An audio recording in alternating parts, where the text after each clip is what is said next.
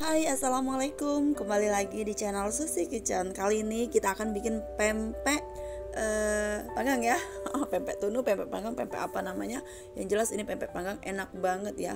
Langsung aja ke cara pembuatan. Ini bahan-bahan udah aku masukin semua. Di sini aku menggunakan 250 tepung terigu, 250 tepung tapioka, 20 gram garam dan 5 gram ini ya penyedap.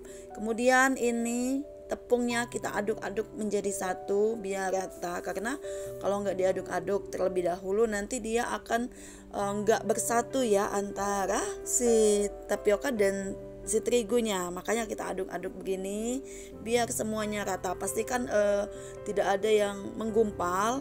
Jadi ini nggak aku saring terlebih dahulu, nggak apa-apa ya, karena kita bukan bikin cake ya. Jadi nggak apa-apa tanpa diayak atau disaring terlebih dahulu tepungnya. Kemudian jika udah rata seperti ini aku tambahkan sedikit lagi tepung tapioka biar dia makin agak ngunyut kayak gitu ya. Tapi ngunyut tuh bahasa mana ya? Ya udahlah, lupain aja. Nah, ini udah aku aduk rata. Kemudian kita akan memasukkan si garamnya ya. Sebentar, aku ambil garam dulu ya. Nah, di bagian tengahnya sengaja aku kasih space buat aku naruh garam ya. Jadi garamnya itu aku tambahkan di tengah.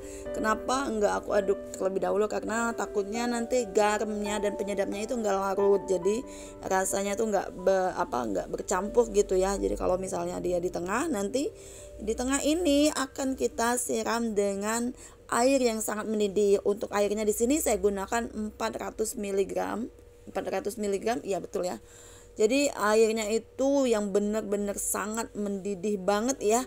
Jadi kalau dia nggak mendidih, dia nggak akan sukses kalau menurut aku. Nah, ini kita coba untuk di 2 sesi untuk masukin air panasnya. Terlebih dahulu diaduk di bagian tengah, karena di tengah tadi kan ada garam biar si garamnya larut. Nah, kemudian ini aku aduk sampai menggonjal. Oh, bukan menggonjal, kayak apa sih, butiran-butiran kayak gini ya.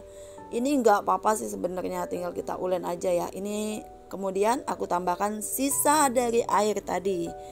Nah, kita buat adonannya yang agak lembut. Karena kalau misalnya kita menggunakan sedikit sekali air mendidih, dia akan keras pempeknya pada saat dingin. Maka dari itu kita gunakan sesuai takaran ya, 400 mg air mendidih tadi biar pempeknya enggak keras. Jadi pada saat dingin itu pempeknya tetap enak, lembut gitu ya. Nah, ini kita aduk-aduk, boleh diulen sampai dia ngulen banget, tapi di sini aku nggak ngulen banget ya. Kenapa aku nggak ngulen? Karena panas say. Ini kan air mendidih, makanya panas. Kalau nunggu dingin nggak enak. Jadi ngebentuknya tuh pada saat masih agak anget-anget panas kayak gini. Nah, ini seperti ini aku megangnya ini sebenarnya panas, tapi nggak apa-apa, nggak terlalu panas juga ya. Tuh kan panas, makanya ini tangannya aku balurin dulu tepung tapioka biar dia kayak garing-garing gitu ya. Kemudian kita bentuk sesuai selera. Biasanya pempek panggang itu bulat dan pipih. Kenapa dia dipipihin? Biar matangnya merata. Karena kita kan di sini menggunakan teknik memanggang, bukan menggoreng atau mengukus atau merebus. Maka dari itu sebaiknya dipipihin biar proses pematangannya tuh benar-benar rata, dalamnya nggak mentah kayak gitu ya. Lakukan cara seperti ini sampai semua adonan habis. Jadi kalau udah dibentuk kayak gini, langsung aja dipanggang pakai teflon. Jika teman-teman nggak punya teflon, bisa gunakan pemanggang yang di kompor itu ya. Tapi nggak mungkin lah ya nggak punya teflon. Aku rasa kalau sekedar teflon pasti punya semua ya. Nah, kalau pakai pemanggang, kalau aku sendiri kan emang nggak punya pemanggang, makanya pakai teflon. Aku ngomongnya kebelibet, nggak apa-apa lah ya. Jadi kalau misalnya kita pakai teflon itu, menurut aku matangnya itu lebih merata dan cepet matang ya. Kalau misalnya ditutup gitu ya, itu makin cepat lagi matang di bagian dalamnya. Makanya kalau udah kita taruh di atas kompor, nanti si adonan yang mau kita panggang ini yang udah dibentuk, nanti kita tutup rapat ya, biar biar merata gitu ya ininya si pempeknya tadi. Nah, ini udah hampir semua dimasukin. Ini sekitar 40-an ya jadinya. Jadi Untuk takaran tadi bisa menghasilkan 40 sampai 50 pempek panggang tergantung dari ukurannya ya. Bikinnya jangan terlalu besar-besar karena kalau besar-besar kan gak enak. Jadi bikinnya standar aja, yang kecil-kecil aja. Tapi gak kecil banget juga, yang sedang lah ya, sesuai selera, menyesuaikan aja kalau bentuk mah. Nah ini masih ngebentuk pempek panggang. Mudah sekali ya ngebentuknya. Iya mudah, karena sambil kita ngebentuk ini si adonan kan dingin, jadi makin lama makin kesini nggak panas lagi adonannya tuh kayak gitu. Nah kemudian aku tadi lupa record ya pada saat pemanggangan, dan ini hasilnya udah selesai dipanggang semua.